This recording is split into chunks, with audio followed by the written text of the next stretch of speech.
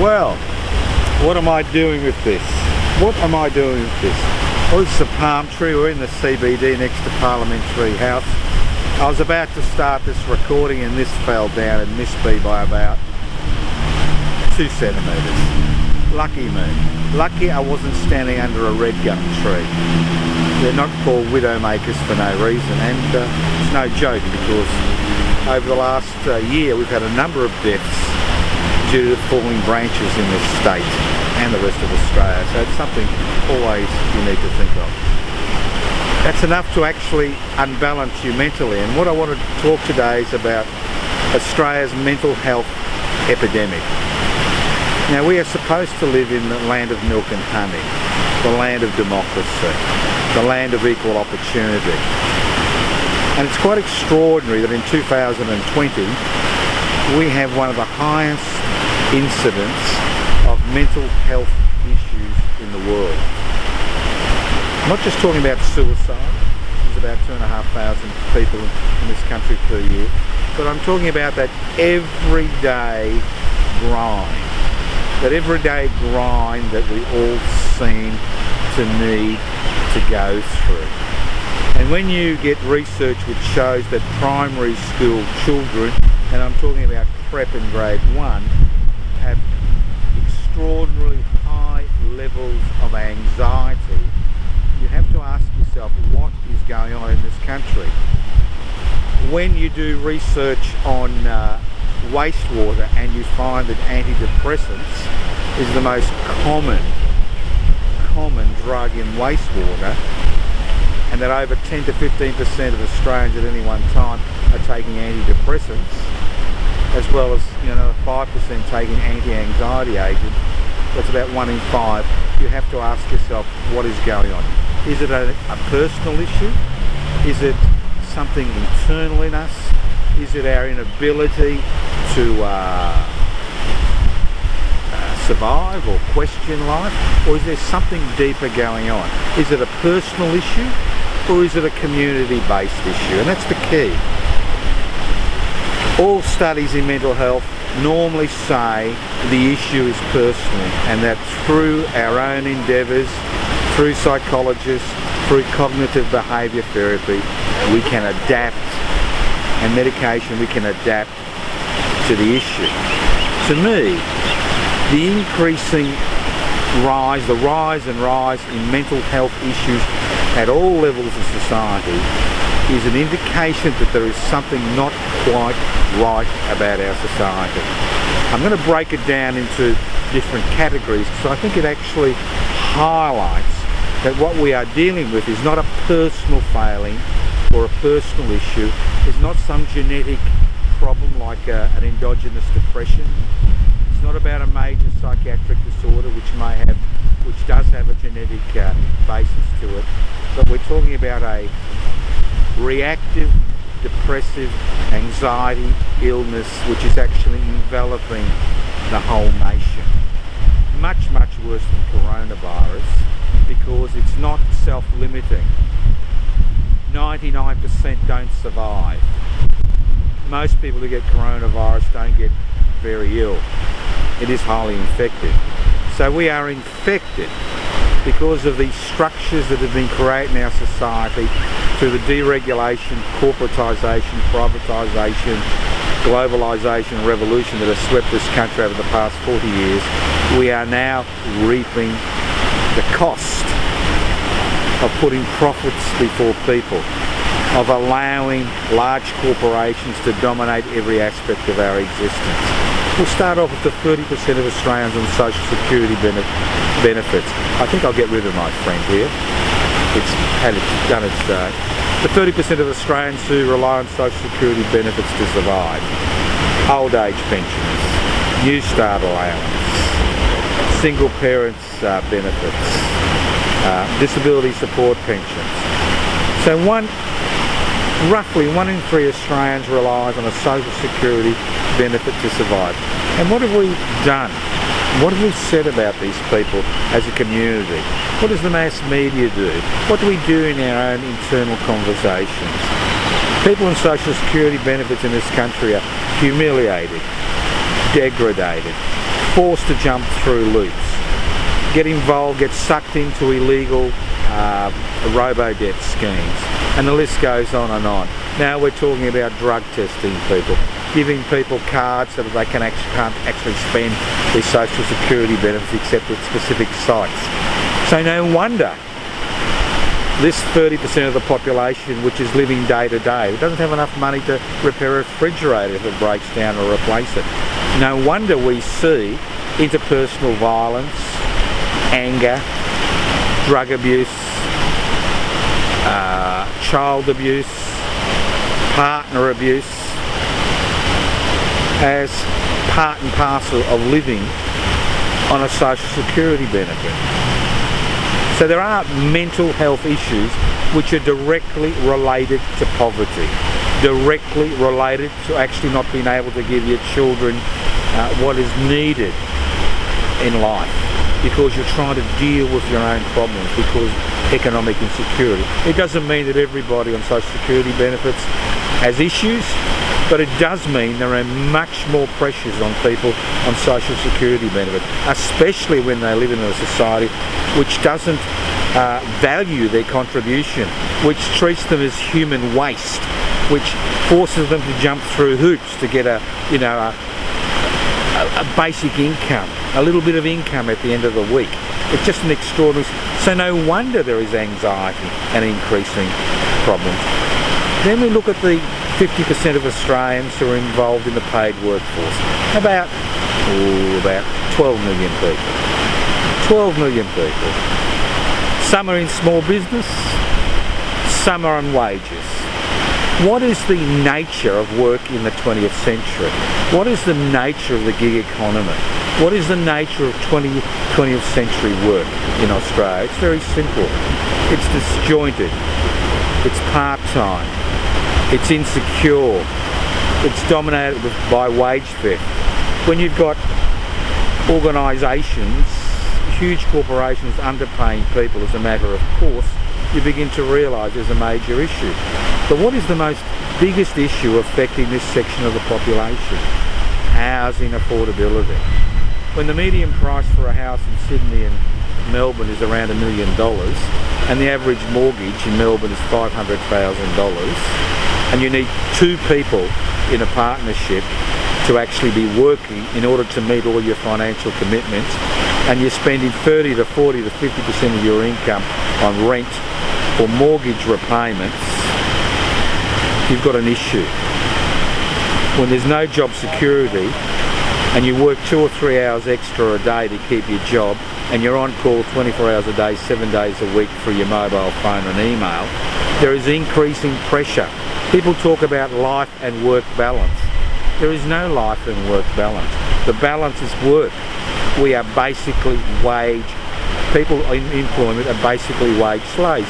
And people in micro business and small business have all the regulations that they've got to deal with on top of the problem of actually earning a living and actually paying the debt. And if they don't own their particular shop and they've got to pay rent, it's a double issue.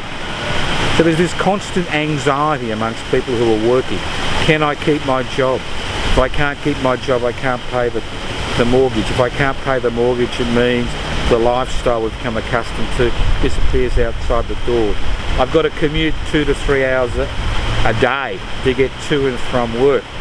I'm at work an extra hour. That means I'm out of the home for at least 12, 13 hours a day. What time do I have to give to the children if I have children? How do I interact with my partner at the end of the day? She's tired, I'm tired, the kids are, have got issues. It's simple. So no wonder there's a mental health epidemic amongst people who are on a wage, especially people who are on poorly paid, part-time, insecure work. And even people with huge pay have got all the pressures. The fact that you have a bonus system, that you've got to meet certain targets in order to get, part of your wage. So it's all this extra pressure which is being applied to human beings, and there's really no external support.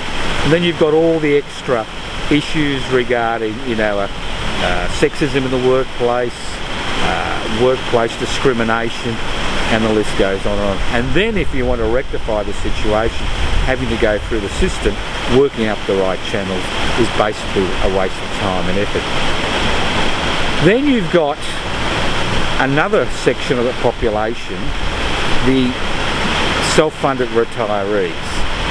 People who've made a bit of money during their life, who've had a superannuation fund, who are now retired. People in their 70s and 80s who expect to live to their 90s, because the average age in Australia is now in the early 80s for both men and female. So what have they got to look forward to?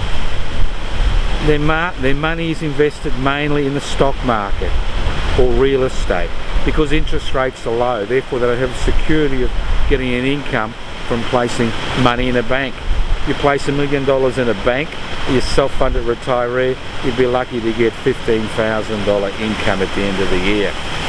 So you're forced to be involved in the stock market, you're forced to buy stock and shares or put your faith in some type of trader who is looking after your money and taking a percentage and investing it.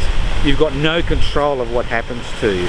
And then if you get really sick, you have to, or you can't look after yourself, you're forced to enter a privately run and a privately owned nursing home. And the privatisation of the nursing home sector means that when you go in, you're not a human being, you're a cash cow. They want to divest you of your income before you die, so the rallies don't get anywhere. So there's all these pressures on different sections of Australian society, and the pressures are real. And what we tend to do is we tend to internalise the pressures and say, oh, it's me. The failure is mine. So we've got the usual crowd telling us it's about power. It's really not about power. It's about pressure. It's about not inequalities in power, although that actually has some input. But the major input is all these increasing pressures which are put on individuals through social media, through being available 24 hours a day, to being locked into your mobile phone, to be available to your boss, to be available to be harassed by anonymous figures on social media, altering an opinion. There's all these external pressures on us, and we tend to internalise them and say, it's my problem, I've created the problem, or it's somebody else's problem, they've created the problem for me, and we don't see the bigger picture. And that's the problem with living in Australia in the 21st century. That is the major problem, living in Australia in 2020, that we don't see the bigger picture, that we are just a cog in a machine, and how that cog works depends on how much oil that cog is given. Or if you want to give a microchip analogy, how good your computer is, how good your mobile phone is, depends on the strength of the microchip in that phone. Now, if we have all these external pressures on us to perform during a 24-hour, what I describe a 24-hour life cycle, obviously something's going to give. And what gives first is personal relationships, interaction between people, anger, mistrust, inability to cooperate, blaming the other, whether it's at home or somebody of a different race or colour, for the position we find ourselves in. And the anxiety rises, so we look for solutions. We look to alcohol, drugs, legalised prescription drugs to deaden the pain. And if that doesn't work, you lash out. So what I would like to say is, obviously we all have shortcomings. We're all human, we have feet of clay. But to a significant degree, the shortcomings that are demonstrated by individuals in the 21st century Australia are to a significant degree directly related to what has happened in the last 40 years in this country. The fact that we've removed regulations that protected people from the avarice and the excesses of the corporate world. The fact that we've actually privatised public assets and put a price on everything, including essential services like energy and water, which have now been privatised. The fact that we have an overheated market, stock market, which commodifies everything. I mean, these are real issues that we face. You can do a number of things. You can continue to take your medications. You can continue to abuse the people around you. You can continue to blame yourself, or you can step out of that cocoon. It is a cocoon which is woven around us by society's expectations, by the structures we have here. It keeps us in our place. So what I'm saying to you is, step out of the cocoon. Become the butterfly you can become. Because we all have that potential. I'm not saying don't stop seeing people who are helping you during this difficult phase in your life, but see beyond that. See that what we need is major societal changes.